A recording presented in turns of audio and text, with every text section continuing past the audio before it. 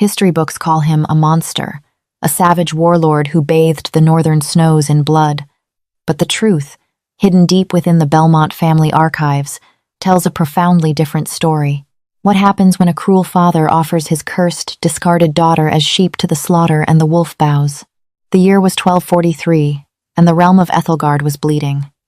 The southern valleys, rich in grain and gold, had spent a decade fighting a losing war against the northern reach. The north was a harsh, unforgiving land of jagged mountains, endless pine forests, and freezing mists. But it wasn't the terrain that terrified the southerners. It was the men who ruled it.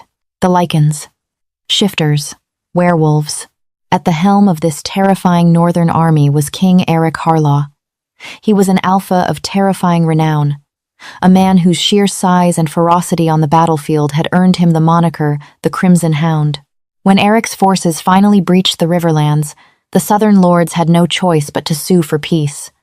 The terms were simple, brutal, and customary for the era, an alliance sealed by blood. Lord Reginald Belmont, the wealthiest and most influential of the southern lords, was ordered to surrender his eldest daughter, Isolde, to be the Alpha King's bride. Isolde was the jewel of the south, golden-haired, charismatic, and bred for queenship.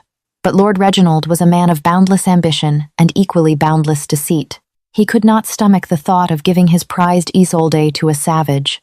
He had already been secretly negotiating a marriage for Isolde with a powerful neighboring king to the east. Giving her to Arik would ruin his ultimate plan for southern domination. So, Reginald devised a treacherous plot.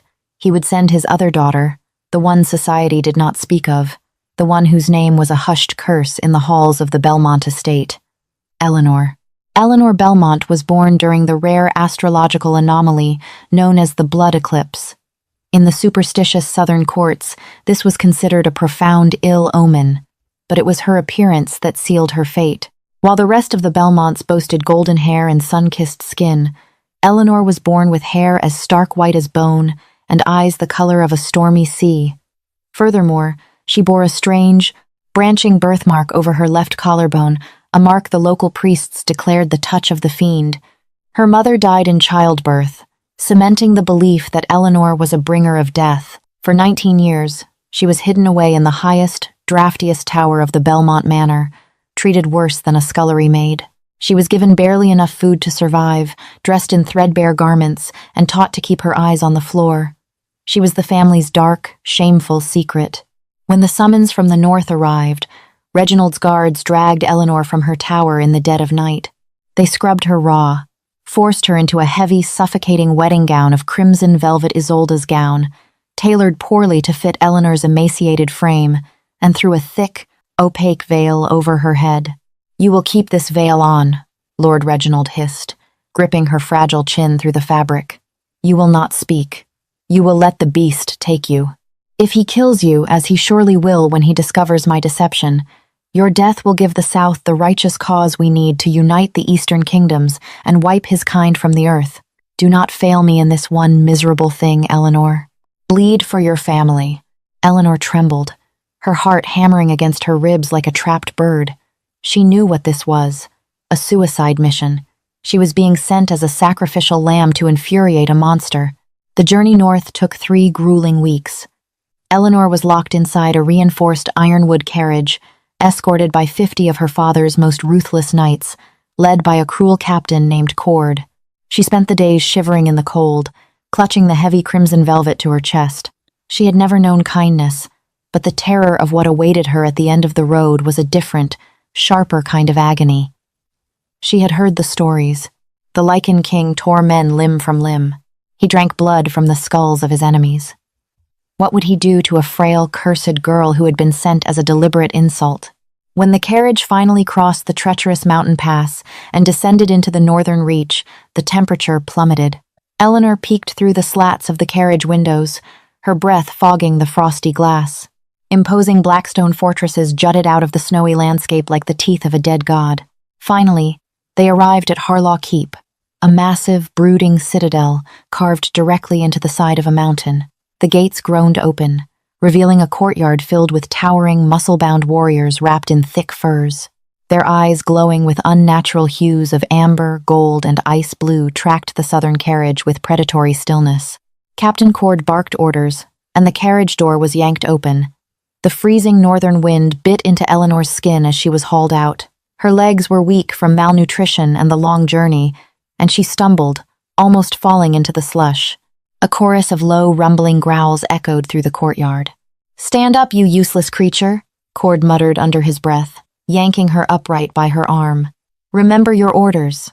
She was marched up the imposing stone steps, through towering doors of iron and oak, and into the great hall of Harlaw.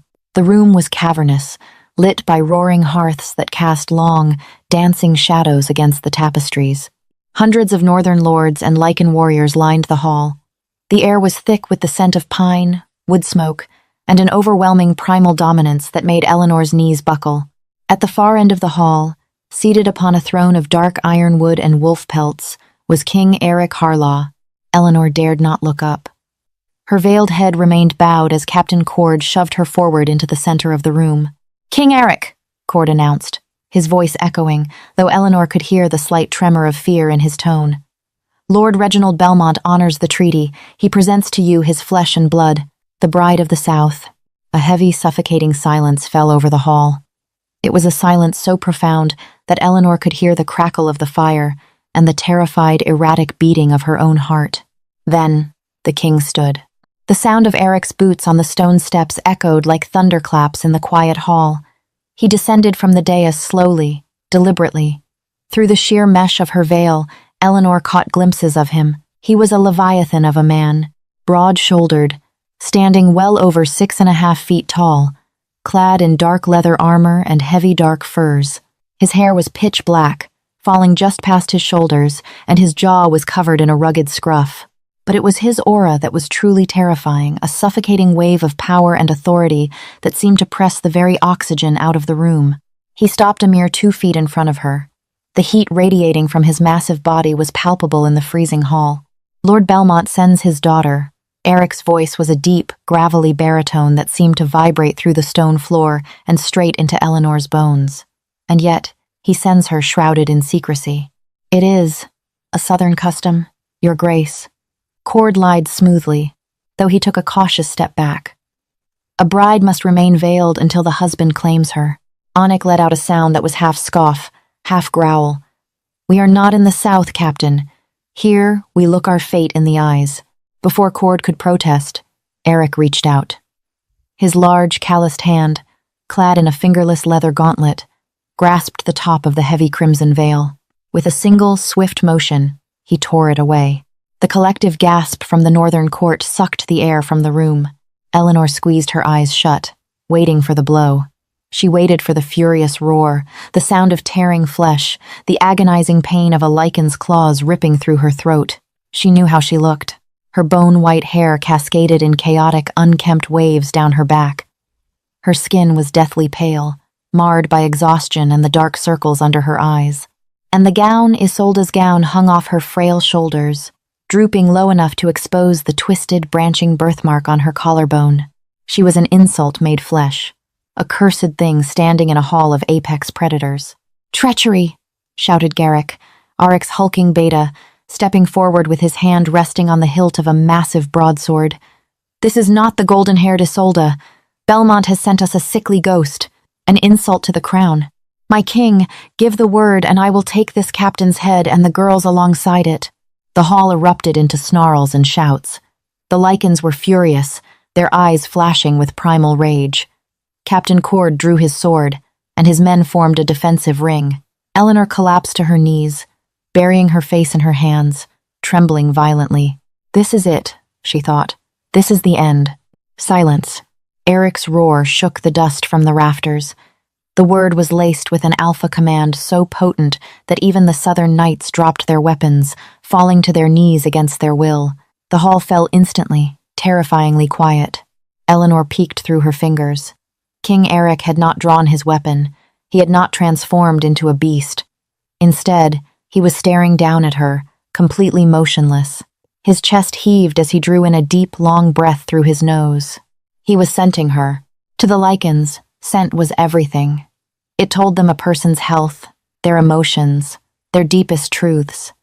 Eleanor smelled of fear, yes, but beneath the terror, beneath the scent of the long, dirty road and the stale velvet gown, there was something else. A scent of winter frost, crushed moonflowers, and rain-slicked stones. Eric's ice-blue eyes widened. The primal fury that had been building in his chest evaporated, replaced by a shock so profound it left him staggered. The legends spoke of it, but few ever experienced it. The snapping of the soul tether, the absolute undeniable recognition of the fates. Mate, Eric fell to one knee, matching Eleanor's level. The movement sent another shockwave of gasps through the court. The Alpha King bowed to no one, yet here he was, kneeling before a shivering, emaciated southern girl. He reached out, his massive hands incredibly gentle as they hovered over her trembling shoulders. "Look at me," he commanded, though the harshness was entirely gone from his voice. It was a plea. Eleanor, terrified to disobey, slowly lifted her head. Her stormy gray eyes locked with his piercing ice-blue ones. For a moment, the entire world melted away. There was no cold, no fear, no cruel father. There was only the intense, burning heat in the king's eyes, a look not of disgust, but of absolute, consuming awe. "You," Eric breathed, his voice barely a whisper, yet carrying through the silent hall. He gently brushed a lock of white hair from her face, his thumb grazing her hollow cheek. "You are starving." Eleanor blinked, completely thrown by the observation. She opened her mouth to speak, but her throat was so dry, no sound came out. Eric stood, his demeanor instantly shifting from tender awe to terrifying, lethal protectiveness. He turned to face Captain Cord, who was sweating profusely. "You brought her to me in this condition," Eric said, his voice dropping into a deadly, rumbling octave. "You starved my queen." She is a cursed thing, Your Grace," Cord stammered, realizing the plan had gone horribly wrong. Lord Reginald is a dead man walking," Eric interrupted, his fangs briefly elongating as he snarled. "But you are in my hall right now." In a blur of motion too fast for the human eye to track, Arik crossed the distance. His hand locked around Cord's throat, lifting the armored man entirely off the ground. Cord kicked and choked, but Eric's grip was iron. "Return to your cowardly lord," Eric growled, tossing Cord violently to the floor like a broken toy. Cord gasped for air, scrambling backward. "Tell him I accept his tribute. Tell him King Eric Harlaw claims the white-haired daughter as his fated mate, his queen, and the High Lady of the North. And tell him," Eric's eyes flared a glowing demonic gold, "that when I ride south in the spring, I will not be coming for peace. I will be coming to burn his estate to the ground for the 19 years of torment he inflicted upon my soul's other half. Run." Cord and his men didn't need to be told twice. They scrambled out of the hall, fleeing into the snowy night. Eric turned back to Eleanor. The golden fire in his eyes receded back to a soft, human blue.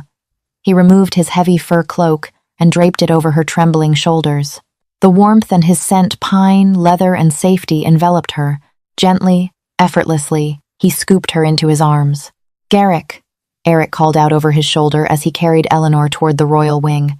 "Summon the healers, have a warm bath drawn, and bring a feast to my chambers. My queen is home." The royal chambers of Harlaw Keep were larger than the entire floor of the tower Eleanor had lived in for 19 years. A massive 4-poster bed draped in thick pelts dominated the room. A roaring fire crackled in a hearth large enough to stand inside. Eleanor sat on the edge of the bed, freshly bathed and dressed in a soft woolen tunic that belonged to Eric.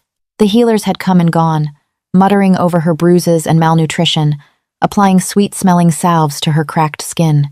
A table before her groaned under the weight of roasted meats, fresh bread, and steaming broth. Eric sat in a heavy chair across the room, watching her.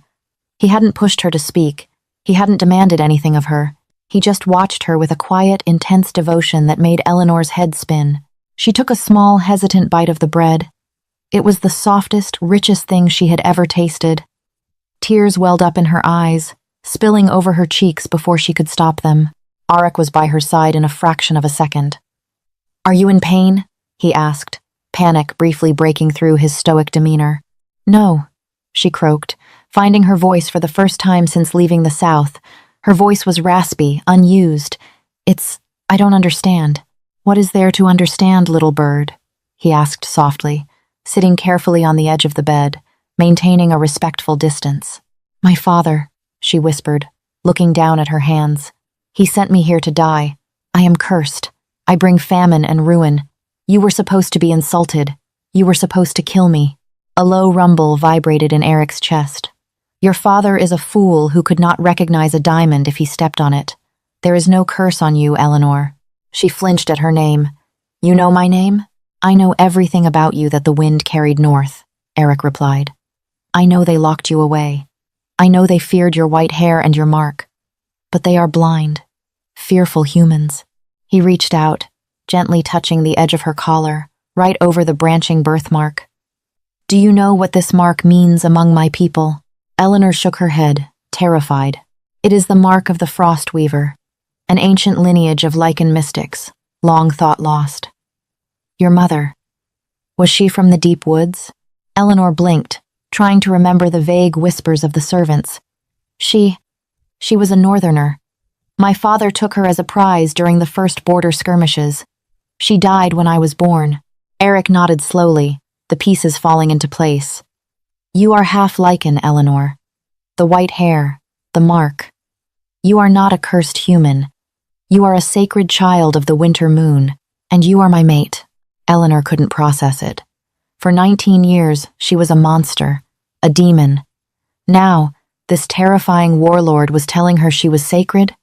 A mate? She asked softly. The other half of my soul, Eric explained, his voice thick with emotion. Lycans do not marry for politics, though we play the games of men when we must.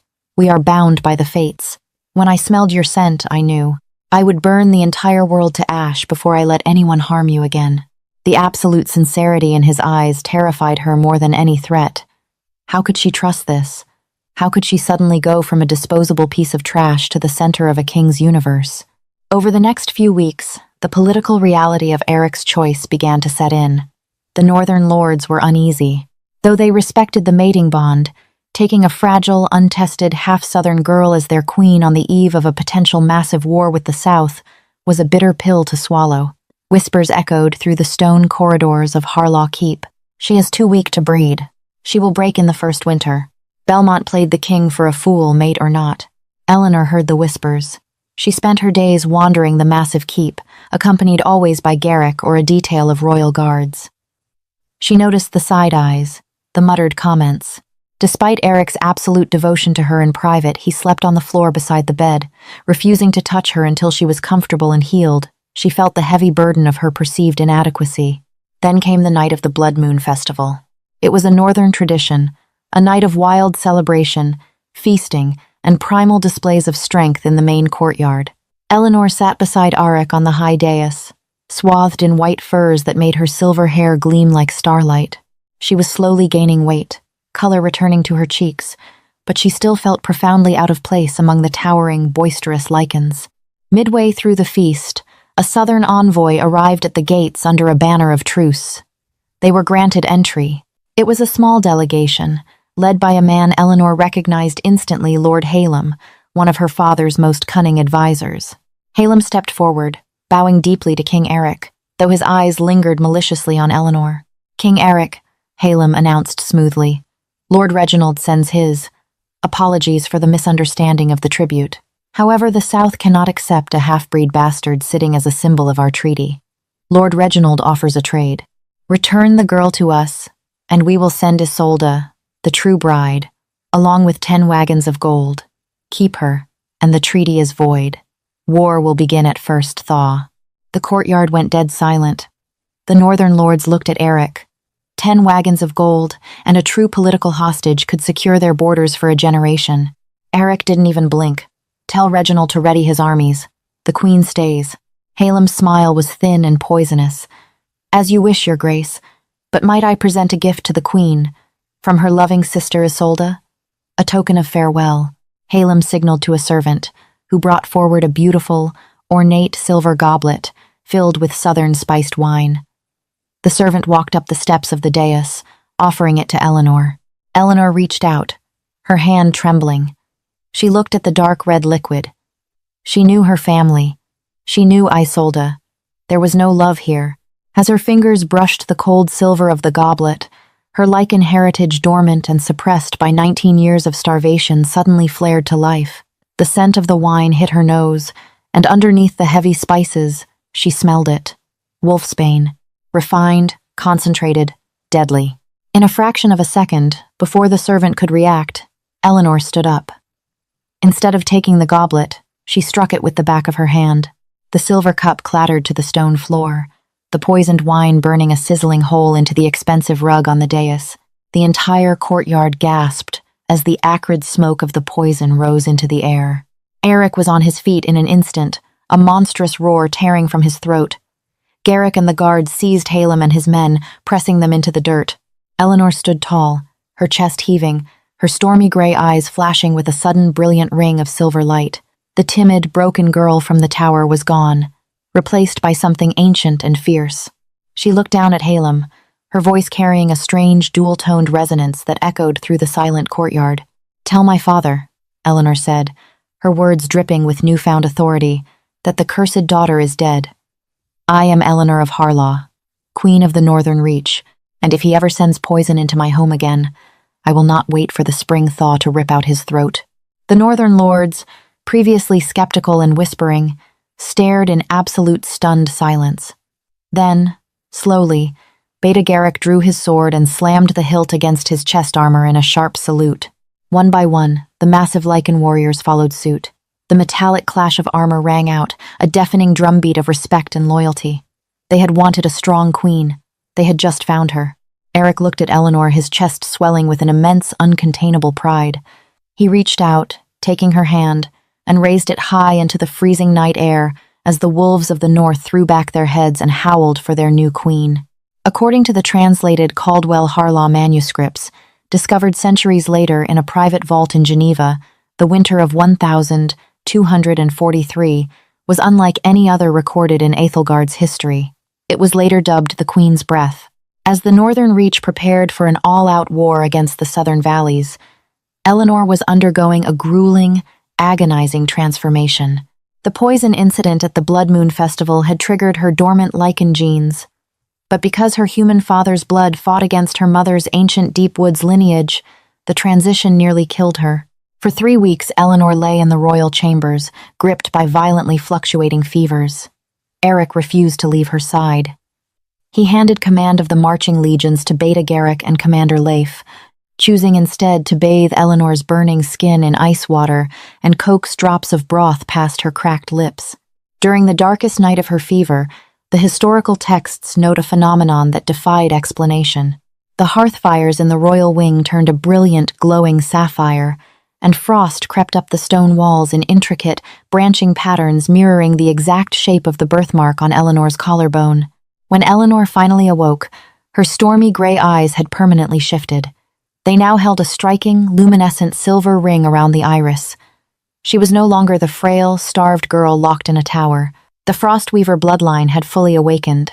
She didn't shift into a wolf like the others. Her power was older, more primal. She could manipulate the ambient temperature, pulling the moisture from the air to create barriers of hardened ice, or dropping the temperature of a room until men's breaths turned to snowflakes. "You are a terrifying beauty, little bird," Eric murmured the first time he watched her casually freeze a goblet of water just by brushing her fingertips against the silver rim. "I am no longer a bird, Eric," Eleanor replied, her voice carrying a calm, chilling authority. "I am the winter storm, and it is time we bring the storm to my father." Down in the southern valleys, Lord Reginald Belmont was not sitting idle. Panic had seized the southern courts when the severed heads of Halem's delegation were returned in a cart, packed in magical, unmelting ice. Reginald knew the Alpha King was coming, but he arrogantly believed he could outsmart a beast. Secret letters recently unearthed from the Valois estate reveal that Reginald bankrolled a ruthless mercenary company known as the Iron Vipers, led by a notorious tactician named Commander Gideon Croft. Croft brought with him a terrifying arsenal, heavy ballistas retrofitted with pure silver harpoons, and nets woven with thick steel and wolfsbane ash. Reginald also executed a desperate political maneuver. He forced Isolde into a hasty, unconsummated marriage with Duke Alistair of the Eastern Marches, effectively dragging the Eastern armies into his defense. By the time the first spring thaw was supposed to break, Belmont Manor was fortified by 10,000 heavily armed men, a fortress of stone and silver waiting to slaughter the wolves. But the thaw never came. Eleanor rode at the vanguard of the Lycan army, seated upon a massive black destrier beside Arik in his monstrous 9-foot-tall Lycan form. As they marched south, the snow marched with them. Eleanor pushed her power outward, blanketing the usually temperate southern fields in blinding blizzards and freezing fogs. Commander Croft's strategies relied on clear visibility to fire the silver harpoons. Eleanor blinded them. The eastern armies, unaccustomed to such bitter cold, found their bowstrings snapping and their armor freezing to their skin. When the northern army finally breached the tree line surrounding the sprawling Belmont estate, it was not a battle. It was a slaughter. Erik and his Lycan shock troops poured over the defensive trenches like a tidal wave of fur, muscle, and fangs. The silver nets were useless. Eleanor stood upon a ridge overlooking the battlefield, raising her hands to the sky. Sleet rained down in horizontal, flesh-tearing sheets, snapping the mechanisms of the ballistas before they could fire a single shot. Erik, a blur of crimson and black, tore through the iron vipers. He didn't just fight, he orchestrated a symphony of violence, his roars directing his packs to flank and crush the eastern cavalry. He was a force of nature, driven by an unyielding desire to eradicate the house that had tortured his mate. Within 4 hours, the southern resistance broke. Commander Croft was found crushed beneath his own ruined siege engine. Duke Alistair fled into the woods, abandoning Isolde and his new alliance entirely. The mighty Belmont Manor, a symbol of wealth and arrogance for 3 centuries, was surrounded by thousands of bloodied, snarling Lycans. The heavy oak doors of the manor were blown off their hinges by Beta Garrick. Erik, shifting back to his human form and throwing a dark fur cloak over his blood-slicked shoulders, stepped into the grand foyer. Right behind him, walking with the grace of an apex predator, was Queen Eleanor. The grand ballroom of the Belmont estate was exactly as Eleanor remembered it. Gilded ceilings, crystal chandeliers, and walls adorned with portraits of golden-haired ancestors. But now, the polished marble floors were muddied by the boots of Lycan warriors, and the air smelled of blood and terror. Lord Reginald and Isolde were backed against the grand staircase, surrounded by the trembling remnants of their personal guard. Reginald looked haggard, his velvet robes disheveled. Isolde wept openly, her perfect golden hair plastered to her tear-stained face. When the Lycans parted to let Erik and Eleanor through, Reginald's eyes widened in sheer disbelief. He stared at his discarded, cursed daughter. She wore form-fitting northern leather and a cloak of pure white fox fur. The strange, branching mark on her collarbone pulsed with a faint, icy blue light. She looked radiant, powerful, and utterly lethal. Eleanor. Reginald breathed, dropping his sword. It clattered loudly against the marble. "Kneel," Beta Garrick barked, slamming the butt of his spear into the back of a Southern guard's knees. Reginald, driven by self-preservation, dropped to his knees. He grabbed Isolde's wrist and yanked her down beside him. "King Erik, please," Reginald begged, his arrogance completely shattered. "I yield. The South is yours. I will give you everything. The gold, the lands, the shipping ports. I offer you Isolde. Take her as a concubine, take her as a slave. Just spare my life." Isolde gasped, looking at her father in absolute horror. "Father, you promised me a crown." Erik let out a low, vibrating growl that shook the crystal above them. He stepped forward, his eyes flashing gold. "You offer me the scraps of your cowardice. You starved my soul's mate. You sent poison into my home. And now you attempt to sell the daughter you favored to save your own pathetic neck." Erik drew a massive black iron hunting knife from his belt. "Your gold means nothing to the dead, Reginald." Erik lunged, fully intending to separate Reginald's head from his shoulders. "Erik's." "Stop." Eleanor's voice was not a shout, but the sheer, icy command in it froze Erik in his tracks. His blade stopped mere inches from Reginald's throat. Erik looked back at his queen, the murderous rage in his eyes softening instantly as he deferred to her. This was her house, her trauma, her justice. Eleanor slowly walked toward her father and sister. The ambient temperature in the room plummeted so drastically that the breath of the captured guards plumed in the air, and frost rapidly webbed across the gilded mirrors. She stood over Reginald, looking down at the man who had locked her in the dark for 19 years. "You thought I was a curse," Eleanor said, her voice echoing with that strange, ancient resonance. "You thought my mother's blood was a stain you could hide in the attic. You were wrong, Father. I was the only true power this dying family had left." "Eleanor, please," Isolde sobbed, reaching out to grasp the hem of Eleanor's cloak. "We are sisters. We share blood.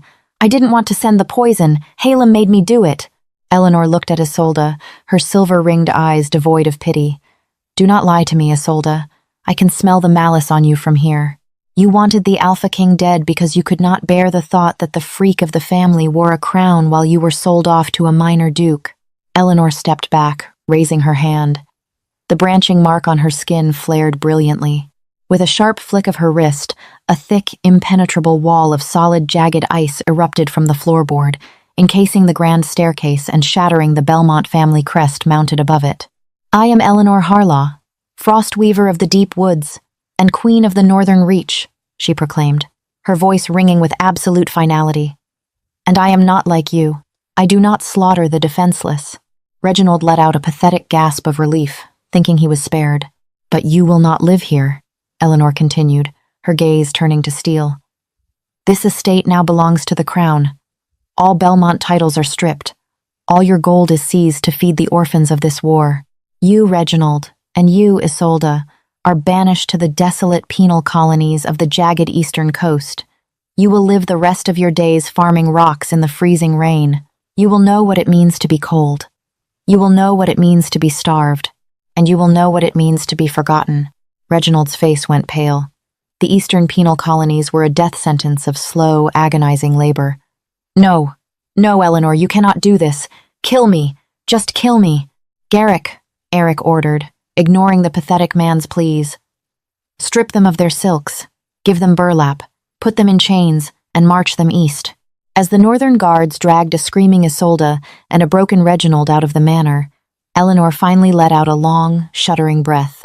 The icy glow faded from her eyes, and the temperature in the room slowly began to normalize. She felt a heavy, warm hand on her shoulder.